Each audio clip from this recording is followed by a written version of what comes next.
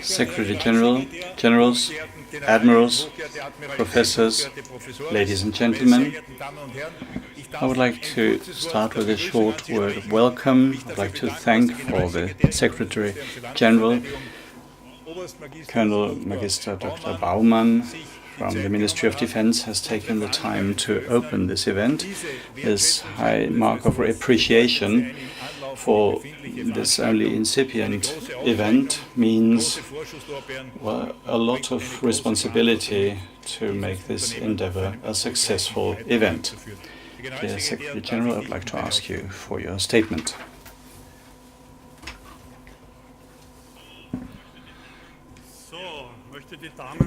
Welcome, ladies and gentlemen, dear guests of honor.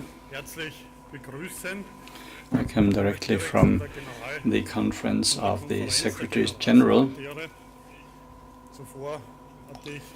Before that, I had the pleasant task of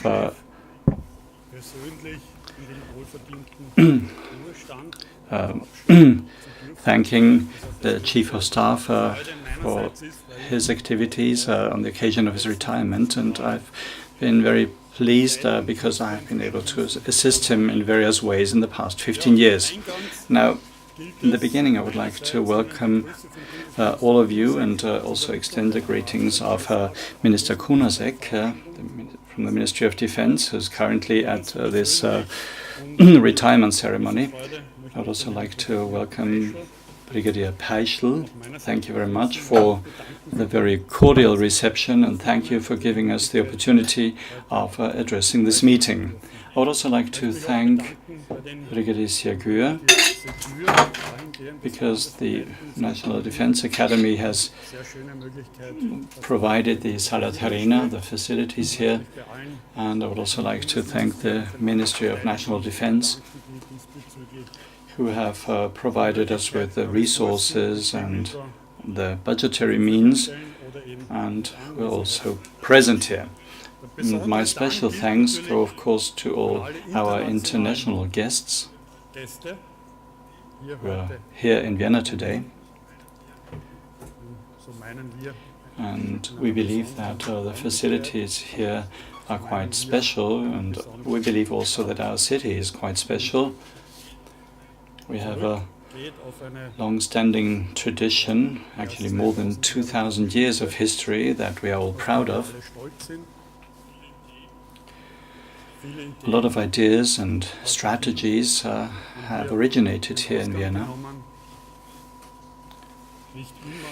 These strategies and ideas were not always thought to their conclusion. Often it started out with a lot of idealism, and unfortunately, as you can tell by many of the buildings here, Schönbrunn Palace, or even in Klosterneuburg, some of the monasteries, or Stift Göttweig, another monastery, it wasn't completed. Often they started out in a grandiose manner, and then they wondered how to cover this with resources, and unfortunately we had to find that the plan could not be implemented as intended, or in an idealistic way, in a consciously idealistic way, people embarked on this adventure without being able to see where it would all end. But I believe that today and for the future it will be necessary to think about both things simultaneously. For some of you, it may be unusual that we are here as the guests of the Austrian Military Journal, but OMZ, the Austrian Military Journal, is the oldest military journal, or scientific military journal at least. It was founded in 1809 as a consequence of the defeats suffered during the Napoleonic Wars and the Revolutionary Wars, and we found out that it takes more than just fighting bravely in the battlefields. That's not a way to win a war. Maybe you can win a little skirmish, maybe a battle, but I think that is doubtful too. But of course you can't win a war just by fighting bravely. Now today we could spend the entire conference engaging in philosophical ideas in terms of what strategy really means. And to me personally, it is the coming together of politics, and the military when it comes to the self-preservation of our community in times of peace, of course even more so than in times of war. In 1808, the Austrian Military Journal was founded. In 1809, we won some battles, but not the war. In 1812, we were really successful at the Battle of Leipzig. And the troops and the chiefs of staff and the military leadership, Schwarzenberg, who understood that he had to involve the emperor, the political level, but also our allies. Without the strong support of the Prussians and the Russians, Leipzig could not have been won. Everybody who has ever dealt with the Battle of Leipzig and also sees the political interplay that was necessary will be able to see that, bravery alone is not enough. It may be a bit shameful for us Austrians to say that this was the last victory, because after that, and correct me if I'm wrong, I guess we didn't really win such a strategic victory anymore. Now, let us link up with 1808. Let us reconnect with 1808. The Austrian Military Journal is a scientific publication in the Federal Ministry of National Defense. We should continue to support this journal, to promote it, to expand it. Between 2000 and 2002, I had the pleasure of working in a cabinet. And back then, actually, we discussed that it should be merged with the troop service or maybe shut down entirely. I even spoke out against that back then. Well, it was said that it's not far-reaching enough and it costs money. Well, I'm saying it's not far-reaching enough if the articles published in this journal are only focused on our troops. Well, I think we need two different publications. We're not a major power, but we can be innovative and we can work for others. And I believe that we can bring things to a head where other, bigger neighbors maybe are not really putting things in quite as concise terms as we are, but increasingly they are, joining us in our approach, which we see as a confirmation of our policy. Now, last week was a presentation of the Council of Ministers in terms of the future orientation of the Austrian military, in terms of setting up a new organization, a new old organization, critics are saying. Me and our Federal Minister were saying it's an old, correct organization because we're going back to 4 brigades. And only when we have enough brigades that are able to fight in an army, so we should have at least 4 brigades that are able to fight. Only then will the army still be relevant. I believe this is the lowest limit that we should not fall below. Our command structure is going to be reduced. Less is more is the motto. Of course, on the one hand, in order to cut back red tape and administrative work, but on the other hand, we are facing a shortage of personnel due to many people retiring, and we are not capable of recruiting so many young people and bring them into our brigades in order to make up for this shortfall. If people were to move on to higher levels, we wouldn't be able to fill our brigades as we deem necessary and as the security and safety of Austria would require. This planning, according to our political mandate, will be concluded by the end of 2018. But I believe it is not enough to only deal with reorganizing the structures of the army. Increasing efficiency and effectiveness and developing concepts and strategies, all of these are important, of course, but we also need to think about ideals. Our comprehensive national defense needs to be reorganized. It is only with the cooperation of all parts of our state and government can we overcome the challenges of the future. So beyond national defense, we also need a mental or spiritual level of national defense. That is to say, we need to enter into educational facilities. And I think we also need to think about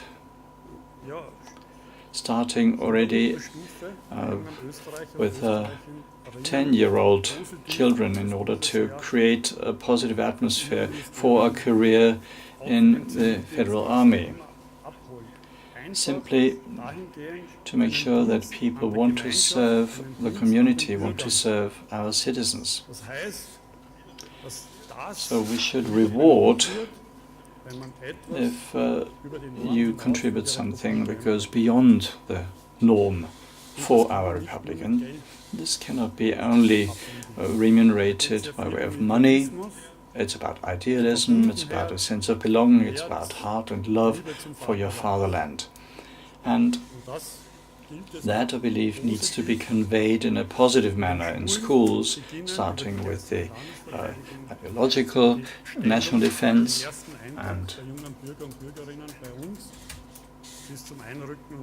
and we also need to make sure that young people want to serve their fatherland.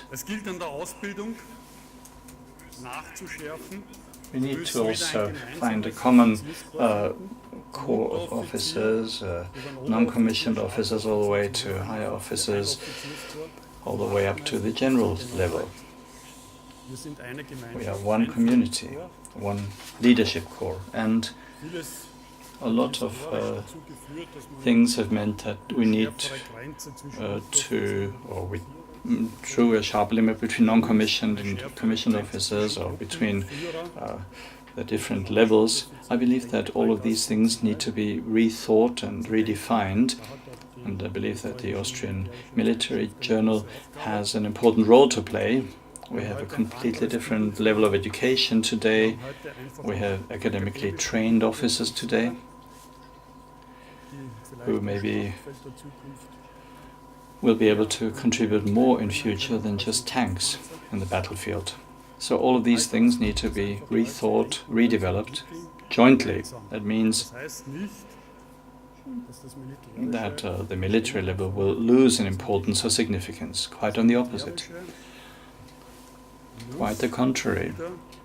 The military dimension needs to take a leading role again. Also, the acceptance of other experts needs to be won for us. So it is not just a degree or level that you have reached in the military hierarchy, but I think we need to think about also having chairs at various universities for the military, and we should not only focus on national defense but also focus on the political level. I discussed this with the brigadier, and I discussed whether military science is a science in its own right, or whether it's a cross-cutting, horizontal, interdisciplinary matter. And I believe that that is a well-chosen academic debate. I think we could discuss this for years on end without ever reaching a solution, I guess. I believe it is both. We, from the military, of course, need to offer a platform for everybody else. So in this comprehensive national defense, we need to defend our country spiritually, economically, and in other respects. Of course, safety and security, we need to cooperate with the ministries of the interior, and we also need to make sure that the other academic studies that are relevant should be positively embedded in our structures. Also, maybe at the level of institutes. So maybe we can have military medicine, military engineering, but also strategy itself.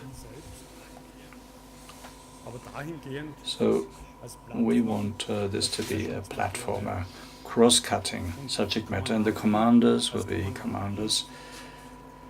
That should be in the focus of our attention, because these are the ones who guide our troops, who are first and foremost on the battlefield to manage and lead our troops. And this also needs to be seen in terms of our foreign policies. We need to find allies who have the same ideology as we do and want to help shape Europe together with us. And we should not be drawn into conflicts or let ourselves be drawn into conflicts where we believe we shouldn't be involved. I believe that our fathers and grandfathers and great-great-grandfathers have learned a lot.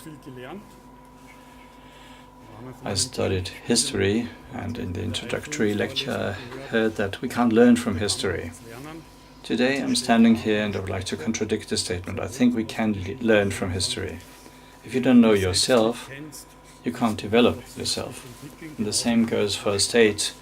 If a state doesn't want to know about its history, no matter whether it was positive or negative history, I think you can't really move forward in a positive way, because then you don't know the strengths and weaknesses of the state. I believe that there are a lot of things waiting for us. The time is ripe. We have a federal minister who is supporting us accordingly. We have a National Defense Academy, as you can only wish for. We have an Austrian military journal. Well, if you look back to 1808, when it was founded, based on the means that they had available, and if you compare this to the means that you have today, dear Brigadier, now if we look at Europe, how networked we are, how connected we are, you can tell by how many international participants we have and what means we have available now. And I'm sure that that cannot be compared with what we had back then in 1808. But back then we had a level of knowledge and a level of education of the chief officials and leaders that I could only wish for in many areas. So on these lines, I would like to wish all of you a successful conference. And I would like to thank you for giving me the opportunity of sharing some of the ideas of the Federal Minister and myself. So along these lines, Brigadier, thank you very much. And please continue with the conference. Thank you.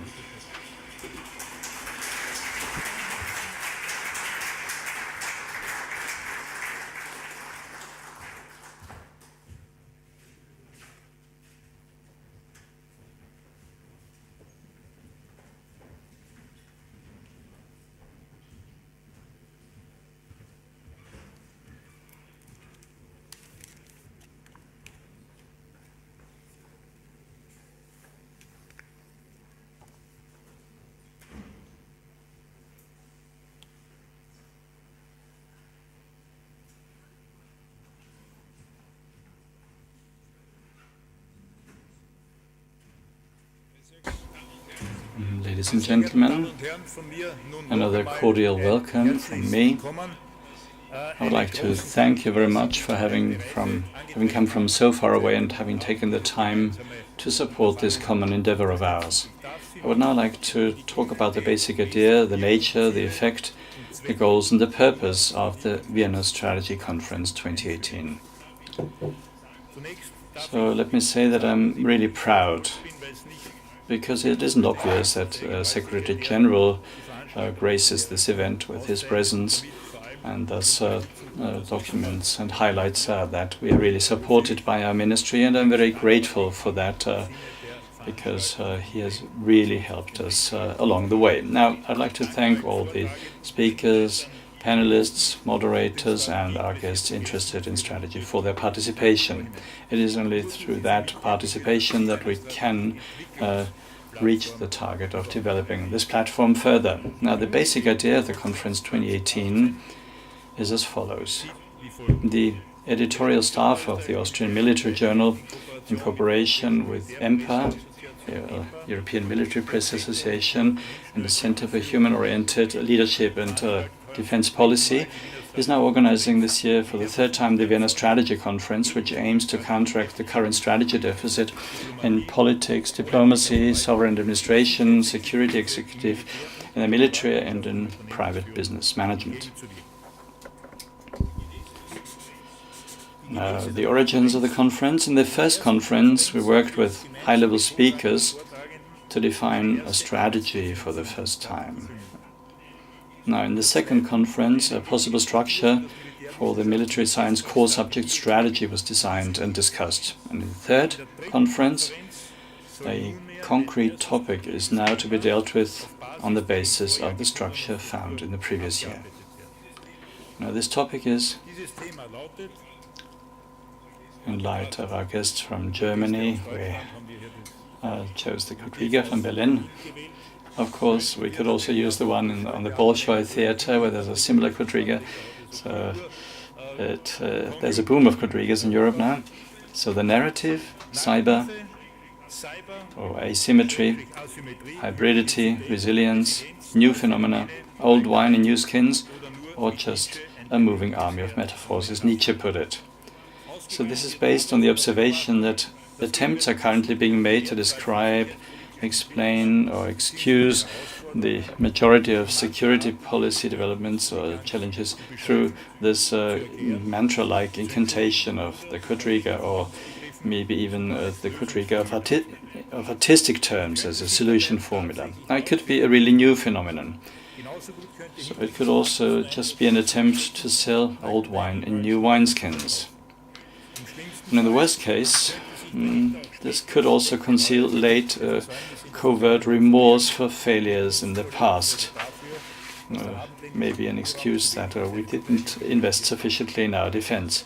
These phenomena, in particular their interaction, are so new and overpowering that a Western community of values cannot guarantee the required security even with the most honest efforts. This could at least be the covert message. This could at least be an attempt to convince the citizens of. So it is not, therefore, as the title might lead us to believe, about a continuation or deepening of the discussion in these four thematic areas, so the security policy mainstream, but a critical questioning of the motives behind the application of this terms of Quadriga from an overall strategic perspective. Now, allow me to briefly talk about the findings and further thoughts from 2016 and 2017 conferences, and make this a starting point for this year's topics of this conference. In the conference volume of 2017, published by Carola Hartmann publishers, Ms. Hartmann is herself present, so if you're interested and if you have any further questions for the Miles publishers. So for the first time, an attempt was made to offer a summary conclusion as well as a securing of the essential findings and further thoughts of the conference already held, in order to start this starting point for dealing with the topic of the subsequent conference and thus satisfy the requirement to pursue systematic strategy development. So all of that can be found in the conference volume of the past conference, but of course we could only develop this after the conference, and thus the participants of last year's conference can read up on that, or I would just make this the starting point for the further development of the conference. So that is the only way that we can continue to develop our strategy, by taking the time to discuss this with the authors and with the people who held lectures, in order to conclusively evaluate what has been said. So I would also like to preface this summary conclusion from the previous conference, because it will give the participants of the first hour an overview of how thesis and discussions, replicating them, can be consolidated into a provisional doctrine, how a strategy understanding can be supported by the majority and can be developed. At the same time, this is also to make the entrance easier, or the access easier for the first-time participants through the mediation of the starting point. So the basic idea behind this conference series on the topic of strategic thinking is to create a high-ranking international strategy development and discussion platform based on the German-speaking world. Now, following this idea, I'm trying to set the annual themes and topics in such a way that in retrospect, they can organically fit into a consistent theoretical framework of strategic thinking, which ultimately also forms the substantive foundation for a military science strategy theory to be created. All things considered, the conference series is intended to cover the spectrum from the recording and analysis of the current strategy deficit to the creation of the foundations for the academic recognition of a possible chair of strategic thinking at university level. The leading research question on which the respective annual theme is based on is analyzed in advance to such an extent that initial working hypotheses and more detailed sub-questions can be derived from them, and together with the previously assessed interface requirements between the individual presentations passed on to speakers, panel leaders and panelists as an announcement of content requirements. The results of the public discussions which follow the presentations or which take place later during the conference, this exchange of opinions among the panelists and the scientific discourse between the individual speakers, in many cases led to the presentations being revised, and thus the text printed in the conference proceedings goes far beyond the spoken word in the conference. A review of the further developed contributions and the ongoing discourse with the speakers allow a summary of the conference results achieved and a statement as to which of the working hypotheses met could be confirmed or were adapted or rejected by the majority of the expert opinions represented. Now, I would like to preface my introductory speech with such a summary conclusion. Findings were accepted as held if it emerged in the discussion that they were supported by the majority opinion. If there was an additional, particularly clear, explicit support for individual theses or a fundamentally contradictory viewpoint, these were also included in the conclusion.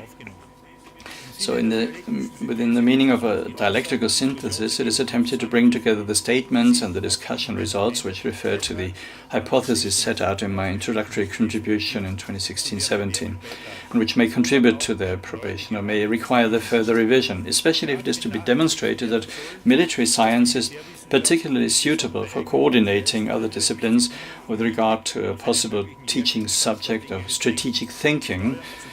Such an interdisciplinary combination of the conference results seems to be one of the most important tasks of the military scientific approach. So the findings, in concrete terms: the urgent need for strategic thinking in many public and private sectors is recognized by a majority. Pleiner 2016, Milotard-Krüger 2016, Birk-Domröse 2017.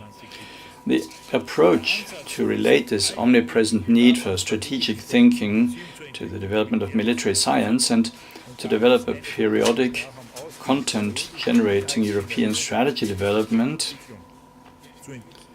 and a discussion platform which should achieve the greatest possible international scope and also includes the perspectives of major non-European strategic players in order to counteract this identified strategy deficit, was supported by a large majority, as is evident from the fact that high-ranking international speakers who have already participated in the pilot conference were once again present in 2017 and 18. So Professor Arnhem coined this term. They're now among the founding fathers of the conference. The perception that in most European countries there is not yet a university-based academically recognized military science, and therefore the most important of the core subjects in the strategy cannot be researched and taught with the corresponding degree of academic recognition, was unanimously shared. The approach of further developing a military scientific publication such as OMZ in the direction of a research and thus knowledge-generating instrument that supports strategy research and theory was initially not contradicted. The further progress of the conference series will show whether this project will be successful in the long term. The conference proceedings 2016 already offered a first valuable support of strategy theory due to the high ranking and outstanding expertise of the authors. And similarly, the high number of hits of YouTube videos of the lectures and panels should prove that the conference is accepted as the first proof of the knowledge-generating function of a military scientific publication. Now, if this basic assumption resulting from the general strategy deficit is correct, then in future other military disciplines or military science media will also have to face the new task of generating knowledge. At the same time, they would continue to be instruments of strategic research and teaching, as well as elements of the strategic communication of the respective defense ministry. The combination of the themes strategy theory and strategic communications was thus not arbitrary or artificial, but rather an organic and logically derivable. Berg, 2016. The panel Strategic Communication was generally well received, and the co-organizing European Military Press Association, EMPA, continues to support the conference series through its board and speakers sent by EMPA members, which should confirm the hypothesis that strategy theory and strategic communication make sense. Both state and private sector leaders should begin to realize that the military and management science can make a substantial contribution to covering the growing strategy deficit. The resulting concrete challenges for military science now residing in the fact that it is challenged to, for its core subject, strategy theory. It needs to create foundations that can serve to support the decision-making proposals of the highest military leadership to the political level, and to abstract the principles of their strategic thinking and to make them available to the development of non-military strategies in the sense of contributing to a general, that is to say, not necessarily military management science. But both of these above challenges, however, require an understanding of strategy that goes beyond military strategy in the narrower sense and focuses on a cross-political national strategy approach. It is therefore not only a question of how and by what means and procedures the military implements the tasks assigned to it within the framework of the overall strategy and derived from the overall strategy, but also of which general principles of its own strategic thinking can be so abstracted and made teachable that they can be usefully applied within the framework of the overall national strategy, but also in the non-military areas of command. Both the two objectives, strategy consulting by the supreme military leadership at the interface to political decision-making and support of strategic thinking in the non-military sector through principles abstracted from military science, as well as the commitment to a cross-political national strategy approach, were welcomed by the large majority. Pleiner, 2016, Krüger, 2016. So for the purpose of the definition of the term strategy, a working hypothesis was assumed, which was determined by the following key points. I think we discussed this last night over dinner. Strategy stands for a skill category that can be assigned more to thinking than acting, more to goal finding than planning and implementation. It is a long-term proactive approach instead of being reactive. By focusing on creativity and visionary approaches, it is freed from the compulsion to achieve goals without alternative confrontation. It is not understood as the implementation of the partial tasks assigned to the armed forces by the overall strategy, so it's not a military strategy, but it is to be understood as the sum of the principles of the general strategic thinking, which can be abstracted from military leadership theory, and which there are also suitable applications beyond the military field. So, related to the control requirement between ends, ways, means, and risks, it primarily aims on the area of ends. That is to say, contributing military thinking to nationwide strategy development. The vast majority of the authors confirmed the key points of the working hypothesis, implicitly or explicitly, in full. Naumann, Pleiner, Krüger in 2016, which is why it was updated as a preliminary strategy definition in the further conference series. One restriction arises with regard to Christian Stader's approach, who, and he contributed this in more detail in 2017 during the discussion, who already recognizes a possible violation of the primacy of politics in the decision preparatory consultation, in the consultation prior to decisions being taken. And here we need to have further discussions. Now, the hypothesis. The first hypothesis, strategy is teachable. Basically, the teachability and above all the necessity of a scientifically based strategy theory was clearly affirmed. However, a clear distinction was made between strategy theory in the sense of concrete instructions for action, cooking recipes, formalized assessment or decision procedures, and the teaching of principles that merely create a basic understanding of strategy and thus induce the listener to an individual self-developed strategic thinking.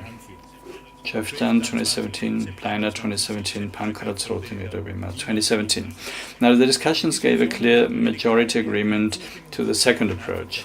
Only principles could be taught, an abstract guide to thought could be given, but no concrete contents or instructions for action could be conveyed. Now this shows a certain parallelism to the leadership philosophy of contract tactics, which is based on the self-activity of leaders at all levels demanded by Clausewitz and also opposes rigid assessment schemes. This could also be seen as an indication that strategic thinking is just as culture-specific as contract tactics, because it originates from the same management philosophy as the latter. The question of the role of history plays a special role in the discussion of the teachability of strategy. History is unanimously confirmed as a necessary prerequisite for strategic thinking. However, on the one hand, it is demanded that it may only have exemplary effect if events were liberated from the reference to the era and thus abstracted towards a timeless validity. And on the other hand, it is warned that adhering too closely and insufficiently thought out to the teachings of history can lead to similarly wrong decisions as the theoretical strategy based on rigidly formalized assessments, such as cooking recipes. Future strategic decision makers must also be prepared to recognize when the lessons of history, even in an abstracted form, will no longer be helpful, and when new paradigmatic visions or strategic purposes will have to be found. The occasional assumption in civilian management theory that strategic thinking is already put in people's cradle and cannot be taught, well, was not shared by any of the lecturers, with the exception of the statement that it naturally requires a certain basic talent in order to work towards this category of thinking. Now, in individual discussions, representatives of civilian leadership in particular were made familiar with the fact that attempts to derive the God-givenness of strategic abilities from Clausewitz also means there will be misinterpretations. Warrior genius, kudo, a divinatory component does not mean that strategic abilities are largely born or inborn, but they must be systematically developed. Trained intuition, as Margitai said in 2017. Even in view of the uncertainty of the war, as we discussed yesterday in this cultural dialogue, a last quantum of original intuition has to be added. Especially the work of Clausewitz proves how laboriously he systematically created strategic competence from a dialectical synthesis between an empirical approach, he analyzed more than 120 battles, and an a priori rational theoretical approach. Colonel Hartmann has referred to this in his book in a very brilliant way for everybody who's interested in the subject. The result of the discussion, which was accepted by a majority, could be defined as follows. The ability to think strategically requires a first selection of personnel with the necessary basic intellectual talent. A scientific strategy theory based on the dialectical synthesis of theoretical and empirical approaches, the transfer of the knowledge gained into teachable principles, or as the case may be, the development of a new strategy theory. So we need to work out these principles, and we need to consistently repeat the application. So we need to practice until the user has internalized the assessment processes to the extent that they are, as he begins to believe, the results of a God-given intuition rather than systematically acquired, and ultimately from the addition of an indeterminable remainder of original intuition. Schmiede, Schöftan, Pankratz, Rotheneder, and Wimmer, 2017. Now, the next hypothesis had been that of the selection of scientific disciplines and other areas of political reality in the structural map or mind map that you will find as an annex in our book and in the graphs in our online presentation. Now, the scientific disciplines and other areas of political reality included in the structural map or mind map were largely recognized as useful both in terms of their selection and in terms of their structuring and identification of initial dependencies between them. Bringing together scientific disciplines and other areas into thematic baskets or panels So this combination of scientific disciplines and other areas and thematic baskets that became visible in the panel classification was generally confirmed as meaningful and expedient by a majority.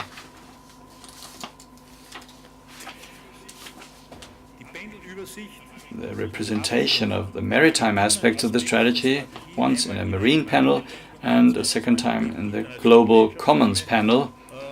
Under Sokomano, I announced that we did not make the mistake to call it a marine strategy, because when we talk that it's an interdisciplinary matter, and of course we could not restrict it to just one part. So we're talking about maritime aspects, a holistic strategy, and not about marine strategy. And that brings us back to military strategy. Our claim is the overall strategy level, the level above. So the summary and the separate presentation of the global commons, so these international spaces that are in common to all, is a separate panel where also judged in accordance with the growing importance of the interdependence between the represented sub-areas. However, many experts felt that a more in-depth examination of cyberspace issues was so important that in addition to the existing structure, a separate cyberspace panel was initially proposed. I believe that Mr. O'Cleave will be referring to that in his speech. So a separate depiction of the global commons, in addition to the maritime panel, had to be postponed for resource reasons.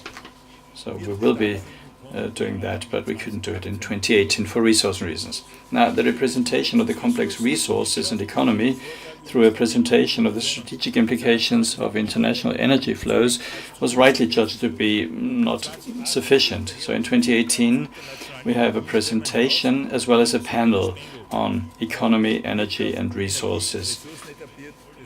My colleague Colonel Hollerer will be in charge of that. So the Vienna Business University and the Military Academy will be involved, and thus the interdisciplinary nature of the conference will be enhanced. Now, the validity of these, according to several prominent speakers, the validity of the theory-heavy lectures and discussions can only be credibly proven if renowned experts who were active in applied strategy consulting have their say and shed light on the interface between strategy theory and practice. This would enable policy advisors to gain insight into strategic principles and, on the other hand, to familiarize researchers in the field of strategy theory with the conditions and realities of the political application of strategic principles. So in 2018, such a practitioners panel, as Professor Schweftan has given us this idea, and he also provided the essential resources for this panel, and he has motivated the ladies and gentlemen to participate in our conference, and I owe him gratitude for that, together with Brigadier Dr. Feichtinger, who will be the moderator of the panel, and General Wosolsobe, who has the highest ranking Austrian skills and competencies in this field. So these are the high-ranking guests who will be attending this panel, together with international guests whose name I'm not going to mention now, so you'll be surprised. This inclusion of polymology was supported above all in its orientation towards the science of war prevention, Domröse 2017. The acceptance of this combination and assignment of scientific disciplines and other areas of knowledge and ability to thematic baskets is of such decisive importance because it not only illustrates the logical structure of the conference, but also because it is intended to lay the foundation and groundwork for the research work of a possible chair of strategic thought or thinking, and for the strategy theory that it supports. So all things considered, the lectures and discussions confirm the adopted structures, the proposals submitted have been incorporated, and the revised thematic structure serves as a basis for the 2018 conference.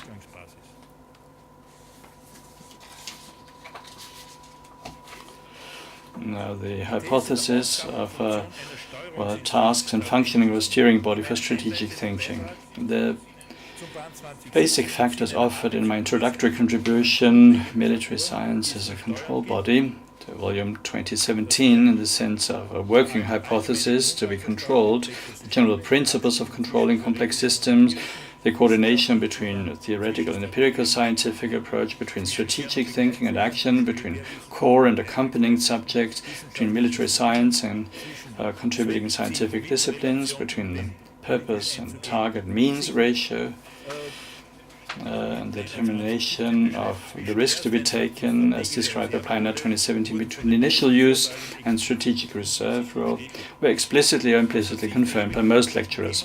From the perspective of each specific topic, the relevant factors to be controlled were analyzed in more detail and supported with examples. Solutions were offered for problems arising with regard to individual control factors. As an additional necessary control function, the one between strategy theory and applied policy advice was introduced. From 2018, it will be met by mapping the panels. For the control between the purpose, target, means relation and the determination of the risk to be taken, Christian Stadler considers the purpose dimension, even in the decision preparing quality, to be exclusively assigned to the sphere of politics. However, the majority of the ends-ways-means relationship was understood in the sense of Clausewitz's purpose-target-means relation, which assumes a necessary advisory role, Pliner 2017, Hauser 2017, of the Supreme Military Command with regard to the strategic purpose, provided that the general does not coincide with the person of the ruler anyway, as Clausewitz said it. Now, regarding the decision on the risk to be taken, the supporters of both approaches are unanimous in believing that such a decision can only lie in the exclusive responsibility of the political leadership, and that a shift to the operational implementation or concept level would be incompatible with the constitutional primacy of politics.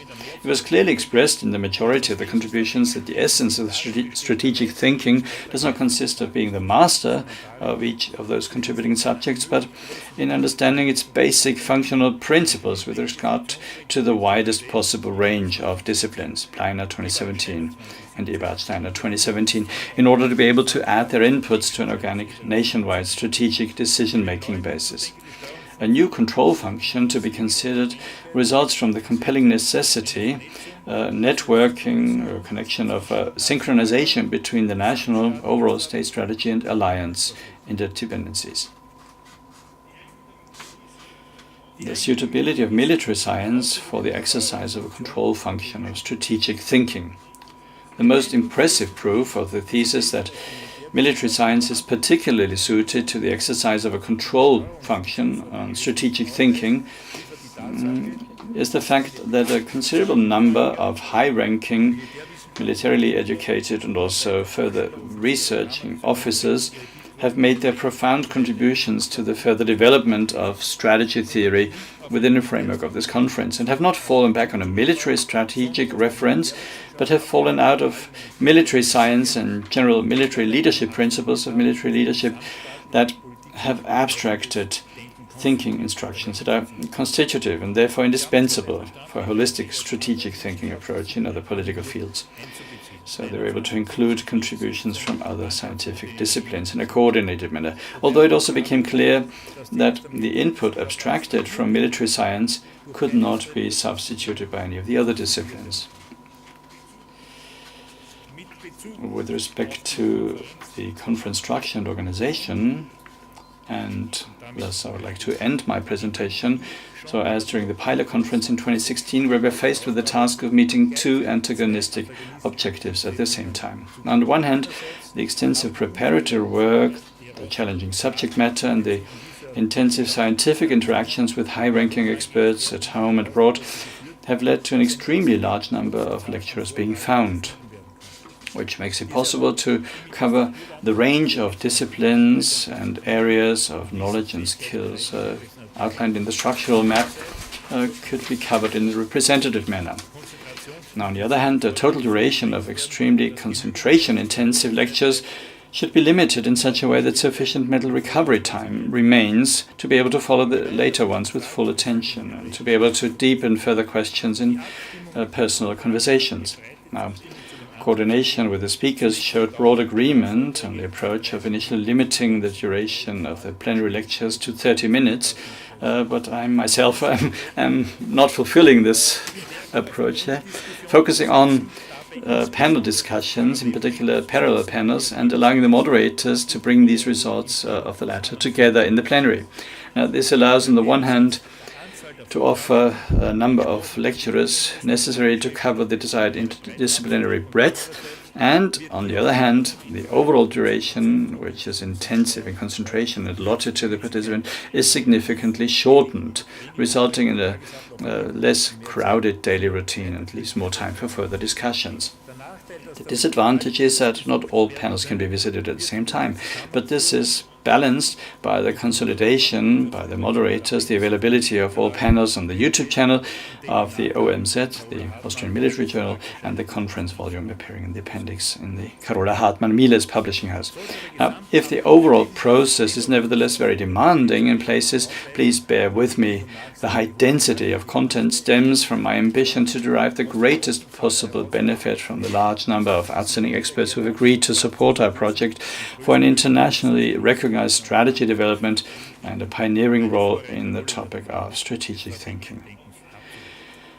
And Chiara Liebeseller's suggestion has been taken up because she noticed that there are so many different subjects in the various panels, so it became difficult to focus on the overall big picture. Even though I taught this myself for many years, I made the mistake that I gave tactical orders to the various panels. So this is why we came up with an overall hypothesis.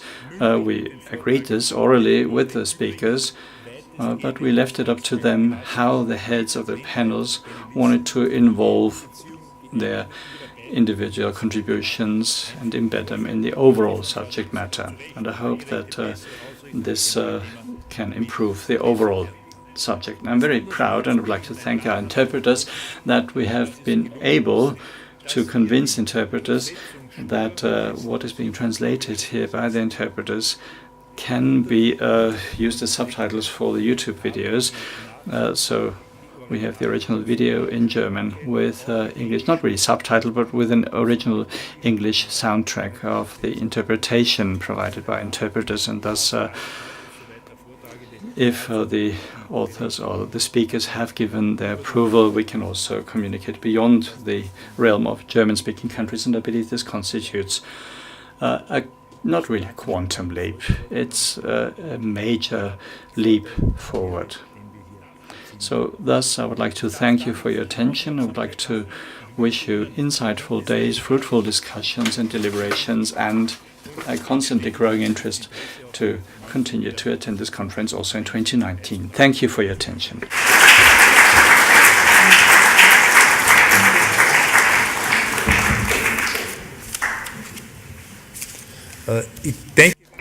I believe we could take a 5-minute break. There is no coffee yet, but in order to get started for the first